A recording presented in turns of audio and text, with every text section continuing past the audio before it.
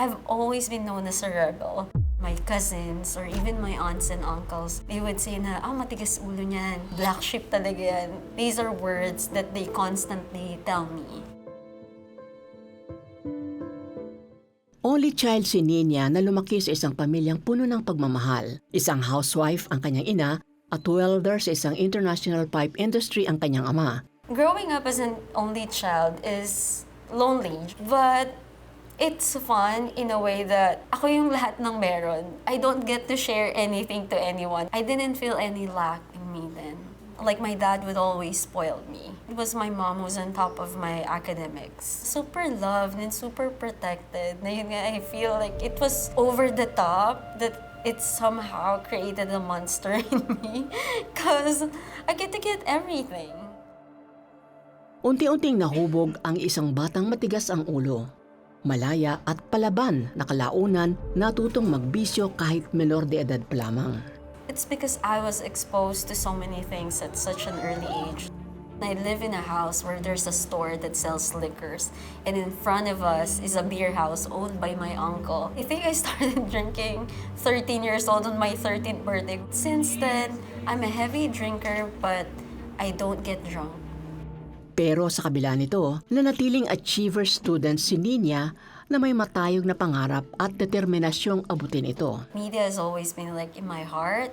I got exposed to like the studio production and I said, I don't want to be a production assistant. I don't want to running around. And then I met someone during an event and he's a fashion stylist and all these like media magazine. I saw the glitz and glamour and that. I just saw an opportunity wherein I feel like I'm going to be at the top of my game. I'm getting hammered with like a rebellious black sheep child. So when I entered college, there was just that agenda in my heart wherein I'm going to prove everyone wrong. Pero nagbago ang lahat nang umibig si Nina sa lalaking tuluyang nagpahinto ng kanyang mundo. There was an instant connection. He came from a prominent family. I remember he's the one with the car. So it's easier to spot someone who can drive you in and out of the city. I am always attracted to like power. I'm always attracted to like authority. It was a short relationship until I got pregnant. That was a real shocker for me because I was at the top of my game back then. I was starting with fashion school, fashion week, my name's on newspaper. And so being pregnant, I didn't know what to do. But then at the same time, I'm this strong, independent woman. It's like, I'm not gonna let anything crush me. How can I go over this? Hanggang sa dumating ang oportunidad na makaalis siya ng bansa. Inalok siya ng kasintahan at pamilya nitong papunta sa Canada. So I saw that as a ticket like, you know what? My life is not gonna go worse from here. It's only gonna get better because we're gonna live there and it all is going to be fine. Subalit, It just started to fall on me, the gravity of the decision that I had to make. Because when I was 6 months pregnant, we had a fight. We're just spending our time together before they leave because they're about to leave for Canada already. But that night, one of his friends' birthday party, he wanted to go out. I didn't want to go out. And I don't want him to go out. That very petty fight became so physical. He used the umbrella to smash my face. I just black out and then I woke up. Next day, I have black eye. pero pinagpatuloy pa rin nila ang kanilang relasyon na nauwi sa pagiging long-distance relationship na maunang mag-abroad ang kanyang kasintahan habang mag-isang hinarap ni Nina ang pagdating ng kanilang anak. Makalipas ang 1 taon, bumalik sa Pilipinas ang kanyang kasintahan upang sila'y magpakasal, isang desisyong labag sa kalooban ni Nina. We still fight like the days leading to the wedding. And something in me is just crying out, like I really don't want to do it. Like, I've seen this person before. He hasn't changed after a year. But my mom had to tell me that you have to do it for your daughter. I had to do something that I didn't want. I've been deciding on my own all my life. And then all of a sudden, I was given the advice. You're trying to right a wrong by doing a wrong thing again. Even now, they know that it was just tapal lang. yung wedding of the disgrace that happened to me being pregnant out of wedlock. I get married. I feel like I was doing the right thing for my daughter. And yet, that very thing trapped us. Sa kanilang pagsasama, nabiyayaan pa sila ng isang anak. Ngunit nagpatuloy ang kalbaryo ni Nina sa kamay ng asawa kahit pa bumalik na ito sa Canada. Hanggang isang araw, sa gitna ng matinding bangayan, tumambad ang isang nakakagulat na revelasyon. He said like, oh, kaya ganyan ang ugali mo kasi ampon ka. I'm like, what? Ampon ako? What do you mean? So after that conversation online, I went to my mom and I asked her, ampon daw ako. Is it true? And then my mom said, go ask your dad. Like, what? She couldn't answer. At nang hindi na siya masagot ng ama, tuluyan niyang nakumpirma ang katotohanan matapos makausap ang isang kamag-anak tungkol sa kanyang tunay na pagkatao. My mom got like 3 miscarriages. She just couldn't conceive. And my mom has a cousin, and that cousin has a helper who's pregnant, but she didn't want to keep the child. And so they offered it to my mom. My uncle said they made a kasalatan, and my biological mom, they paid her 10,000 to like not bother us anymore. And then my uncle's like, nice, if you're trying to look for who is your parent, if she really wants to know you, she's gonna come here. Is she interested in you? Maybe not. When I knew about this, I already have 2 kids. So I have like a deeper understanding of what a parent's love looks like. Something in me like pivoted and said, I can't be hurt. I need to be grateful. These people are not my flesh and blood. Yet they put up with all of the things I put them through. It just kicked in me that this won't destroy me. Bagamat buong tapang na tinanggap ni Nina ang katotohanan, nanatiling gusot ang relasyon niya sa asawa. Itutuloy ba niya ang pag-alis patungong Canada o pipiliing talikuran ang lahat, pati ang lalaking minsang minahal? Abangan ang kasunod na kabanata ng kanyang kwento bukas.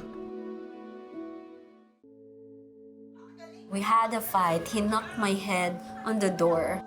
And that was an awakening for me to say that I can't be with you. It's either we go to Canada, either you're going to kill me or I'm going to kill you.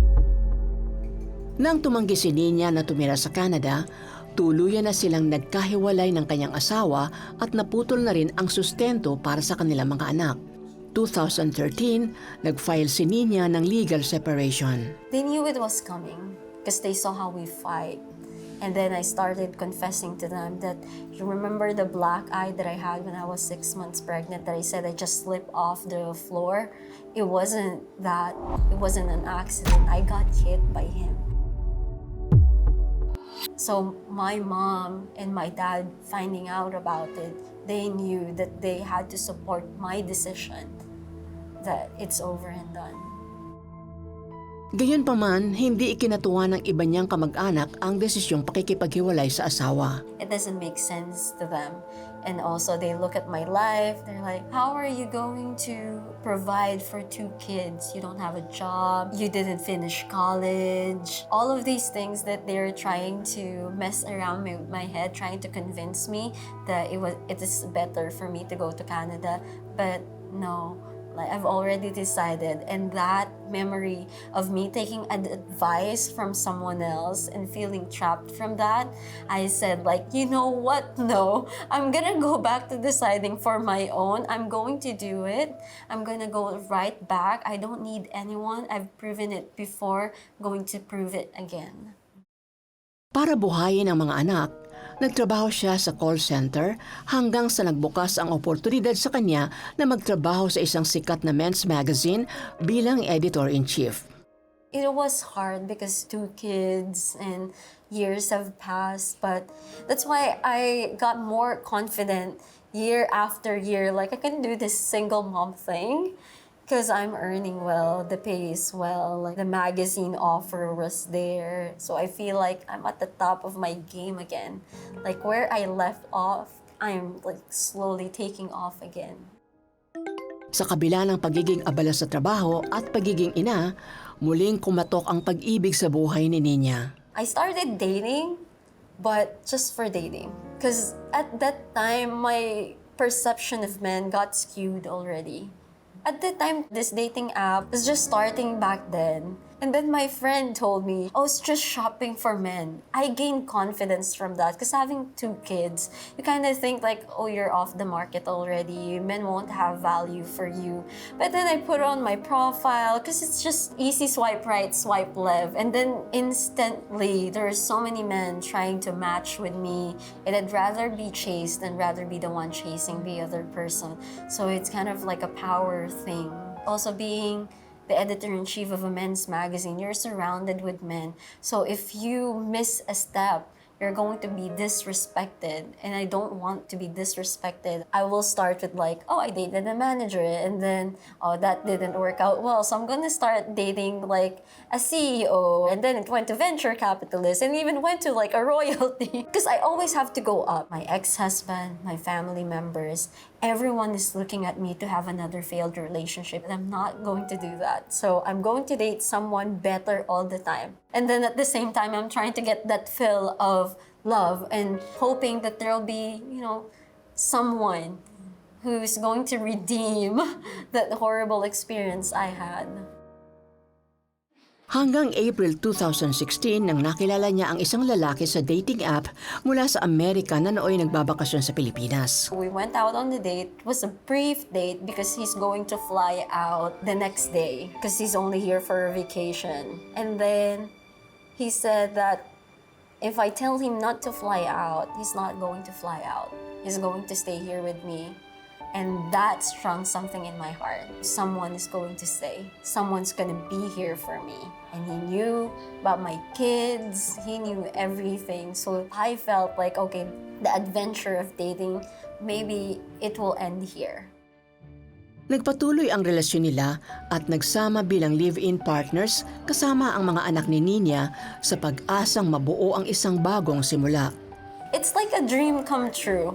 Because this man would stay for me and then we're shopping for houses. He acquired a couple of properties. So it felt like a redeeming factor for me. All these things that they think I dropped before, and now it's coming. And this is something that I do want. I was treated like a princess, like a queen. Like I was given everything. Sa loob lamang ng 4 na buwan, inalok siyang magpakasal ng kanyang nobyo. It happened so swiftly that he wasn't even able to buy me a ring. He gave me like a wad of dollar cash. He said that, take my everything, will you marry me? So I'm like, okay, I'm willing to take everything. Ito na kaya ang taong makapagpapatuwid kay Nina o panibagong bangungot na naman? Abangan ang susunod na kabanata bukas. We flew out to Boracay, our engagement party. So we were there for like a week. And then we came home. He opened the door and the police was already there in our residence. The policeman had to escort me inside the room. They separated us and said, where are the other drugs? And I said, I don't know. My cousin got nabbed by policemen and he pointed out to him. Hinuli at ikinulong ang kanyang fiancé na isang big-time drug lord pala, habang si Nina ay tuluyan ng pinakawalan ng mga otoridad. So I was innocent, so innocent at that time. I didn't know that the packages that came from Europe were already packages with drugs in it. And I'll receive it under my name. They have a way to conceal it depending on what drug it is, depending on which country it is. I never imagined this is how the black market is. And I saw him on his laptop. I saw Bitcoin, that's the currency in the black market. And then he showed me so many different things in that underground world. He was saying, in America, marijuana is legal. And he has siblings who are part of the medical institute, like nurses. So they made it seem like it's okay. Slowly, they normalized it to me because I was part of this gimmick world. So I thought my friends there, when they get wasted, that they're just drunk. Little did I know that they were actually drugged. And then I saw respected people in different industries doing it. They made it so normal. So in the moment that I found out that he's a drug lord, they've already eased me into it, that it's normal, it's okay, and it's acceptable, it's not bad. That's the reason why hindi ka po kumalas sa relationship. Yeah. Di nagtagal, tuluyan na ring nahatak si Nina sa mundo ng droga. I tried weed, didn't like it. Then I did try ecstasy, that I like. Sa kabila nito, hindi nakipaghiwalay si Nina sa kanyang fiancé, lalo na't pinagbubuntis niya ang kanilang anak. I think he was motivated to get me pregnant after he was incarcerated. Meaning, while in jail, because there's visitation rights and there are VIPs. He doesn't have anyone here. He doesn't have any family. I'm the only quote-unquote family that he has here. So even though I was pregnant, I'm so well provided for. Like, we still have those properties. So I didn't think that it was a problem. Habang lumilipas sa mga buwan, unti-unting nasira ang kanilang relasyon hanggang sa sumabog ito sa isang malaking alitan. I didn't visit him for the first time for a week. When usually I visit him every day. Parang napraning. And he thought I'm going to leave him. He started thinking that she's gonna get all of my money. She's going to trap me here. And because it was my cousin who ratted him out, he thought that that was always the plan. And he know to hurt me is to smash my ego in a way. He said, I'm going to get a prostitute from Vietnam and then fly her here. And then we'll just do funky things together. I'm gonna house her, give her a condo, and all these things to hurt me. So he cheated on me. And then all of a sudden, merong dadalaw na pinsan daw. So the jail guards there na, uy ma'am, may dumalaw dito na ganito yung itsura, ganyan. Parang, ha? Vietnamese, di marunong mag-Tagalog, di marunong mag-English. Just nandito, dinalaw siya, pinsan niya, Vietnamese. And then, I would see transactions sa bank account, even yung mga tao niya, saan kayo pupunta. So parang na-piece together ko na, bakit kayo may pinagdadrive na tao sa Shangri-La back and forth? Later on, I found out like, okay, marami sila, siguro may 5 or 7 sila.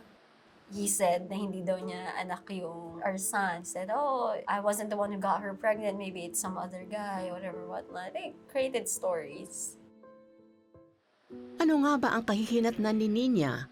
May pag-asa pa bang naghihintay sa kanya? Abangan yan bukas sa pagpapatuloy ng kanyang kwento. Sa pangatlong pagkakataon, nagsilang ng sanggol si Nina, pero kasabay nito ay ang pagdadalamhati nang makipaghiwalay din sa kanya ang kanyang fiancé na nooy nakakulong pa rin. Pero sinubukan pa rin niyang hinga dito ng tulong. So nanganak na ako. Hindi kami makalabas kasi kulang yung pera. So even though our bill is like super high, 350,000, it couldn't be na walang pera. It's just nasan yung pera. 3 days postpartum, I went out of the hospital because I had to go to him and talk to him to get me the money. I took his gold chain, which costed 120,000.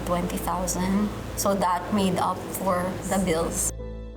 Sa gitna ng kanyang pagkalumok, walang ibang nasambit si Nina kundi ang pangalan ng Diyos. Mula nung pagkabata ako, the college thing, and then nabuntis, then yung failed marriage, I always have this, kaya ko to, kaya ko to, kaya ko to. Pero yun talaga, after all this time, hindi ko na kaya. And I don't know where to go anymore because the world that I knew all crashed on me. There was nobody. I went on my knees in front of that AC, and that's the only light in the room. But at that point, that light really felt so comforting. And I said, ayoko na. I remember I said, help, and that's it. Because that's the only thing that I can mutter. Kasi in my head also, I'm thinking, napuno ko na ba yung 7 sacraments? Baka hindi pa ako nakaka-entry sa heaven. Like, would he hear me? Para maitaguyod ang mga anak, walang alinlangan si Nina na ibenta ang ilang mga gamit nila sa online. Isang mag-asawang Christians ang nag-reach out sa kanya para bumili. It was Pastor Manny who I would get to talk to. But he said, let's meet here in CCF. He looked at my profile and he's like, this girl needs the Lord. His wife is there chatting with me with a gospel chat. That was the first seed of the Lord. You know, He's doing the works na after me surrendering that night. Pilit na bumangon si Nina sa buhay. Muling binalikan ang trabaho bilang editor-in-chief. Sinubukan niyang lumigayang muli at humanap ng pag-ibig sa dating app kung saan nakilala niya yung lalaking nakadate niya ng ilang buwan. I needed my confidence back, right? Because my ex-fiance then cheated on me with 7 other girls. So I went on dating apps again and I met someone there who apparently is a Christian and he pursued me. And it was so weird because I would go out on gimmicks Friday, Saturday night. You're like drunk, and somebody will text you a Bible verse in a prayer. I'm like, what is this? But okay, fine, we're just gonna take it because I can't be rude to someone who's nice. I was just candid and sharing to him, oh, actually, like my ex was a drug lord, I just gave birth. Like all of these things. I think because it's God, it didn't deter him to think he's like an heir to like a big company. He can't be that desperate. There'll be women lining up for this man. But then his attention is towards me for some reason. Pero hindi pa rin tuluyang makawala si Nina mula sa pang-akit sa mundo ng bisyo hanggang muli siyang gumamit ng droga. We did the year-end party for the magazine and it's sort of like my comeback. It was a wild party, everyone is there. It seems like she's at the top again. There was just such a celebration for me that it drowned out all of the pain and everything. But of course, deep inside me, I know something is wrong. Something is not complete. Something is so broken in me. Because it's my birthday, checking in a hotel in Ortigas, coming back home because I needed to get something. I wrote a Grab, I saw the cross of CCF, and that hit me again. That, you're there again, but I'm still here. Gayunpaman, bumalik si Nina sa hotel at nagpatuloy ang kasiyahan. Subalit bago magtapos ang taon, December 31, 2017, nabulabog muli ang kanyang buhay. One of my guests in the party, little did I know that she was selling drugs downstairs pala. And so when she got caught and they took wing of what was happening, who she was with, they thought that I was like the best grab, the best news, the best award to start the year. So we're looking for our friend. I'm like, what's taking her so long? She went downstairs and now she's gone. It's funny because I was seeing police patrol everywhere and I even have an Instagram story of it. I said like, oh, there's so many police around. And I was laughing about it. We're still looking for a friend. Then somebody just put their arms around me and said, kasama namin si Angel, ikaw ba si Nina? I'm like, who are you? I don't know you. Like, I'm not doing anything. I'm just walking. So dinala niya ako sa tabi nung sasakyan and then they rolled down the window and I saw my friend there. And she said, Nina, tulong. They knew my profile so they had to take me and the other friend in. Tapos dinrive nila kami papunta dun sa Camp Keringal. I wasn't selling kasi they didn't get anything from me. And they made it seem like it was a buy-bus operation. I was in the morning news. It's only a couple of hours when the news broke out that I was able to call my parents and say that I'm okay. Every time I have this outcry of, ayoko na, sawang-sawa na ako ng 2017.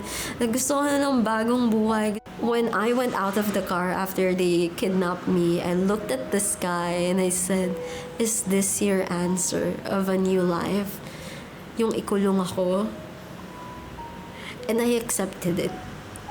As hard as it is, I was calm and I accepted it because I then knew someone bigger than me answered. Masisilayan nga ba niya ang isang pag-asa kahit pa siya ay nasa piitan na? O ang buhay sa dilim ay magiging kanyang tadhana? Abangan niyo yan bukas sa pagpapatuloy ng kanyang kwento. Everyone in my circle turned their backs on me. But one person remained, and that's the person who was sending me Bible verses. He's the one who sent lawyers to help me out. I felt cornered, but cornered by the Lord. He would send me Bible, Christian books, a Bible planner. I felt guilty because I said, why would you help me? I've only dated you for like 2 dates. Why are you doing this? And he said, God told me to do this. I said, what? Who God? Kasi feeling ko naman parehas tayo ng God, which is Jesus. Pero parang hindi naman niya ako sasabihin ng ganyan to help a person in that kind of way. So, what's the difference? He said, it's a relationship. The more that I get to read all these, it starts to connect. The things that's always been there. The Jesus that I knew is making sense on a personal note. Because it's just me and him. Patuloy na nagpakatatag si Nina, hindi lang para sa sarili, kundi para sa kanyang mga anak na siyang nagsisilbing lakas sa pagsubok na kanyang hinaharap. Sabi ko sa daddy ko, you take care of my kids, I'm gonna get out. My judge back then, she was the fastest hearing judge in the entire country. So everybody is so scared for me because they know when you get that court, you're almost done. So when they heard about it with me, they said like, you really need to pray. Isang mahirap na laban ang kanyang hinarap sa korte. Walang piyansa ang kasong isinampalaban sa kanya. Para kay Nina, ang lahat ng pag-asa ay unti-unting nawawala. This is just rock bottom. Like, I don't know what's gonna happen to me. Even though they've assured me that you have the best lawyers, they said you're gonna get out and everything, but still, when you're in that position, there's so many uncertainties. Alone is something that I'm used to, but alone and dark and helpless is something foreign to me. Pero sa kabila ng lahat ng ito, ang Diyos ang nagbigay sa kanya ng pag-asa. I remember waking up at 5 a.m. There's this song, Lead Me to the Cross.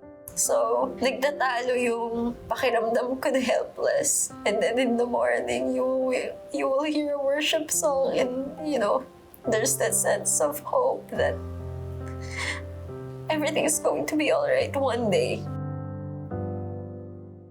Samantala, nakakita si Nina ng pagkakataong makatulong sa kapwa preso at gawing makabuluhan ang bawat sandali ng kanyang pagkakakulong. Tinuturuan nila yung mga no read, no write. So, I said, I'm gonna teach. Because, that's something I can do. One day nga, as I was teaching, nakarinig ako ng song, One Way, it's such an upbeat song that I recall it. Akala ko nga gimmick or party. So, that caught my attention. And we were calling One Way Jesus, so I rushed to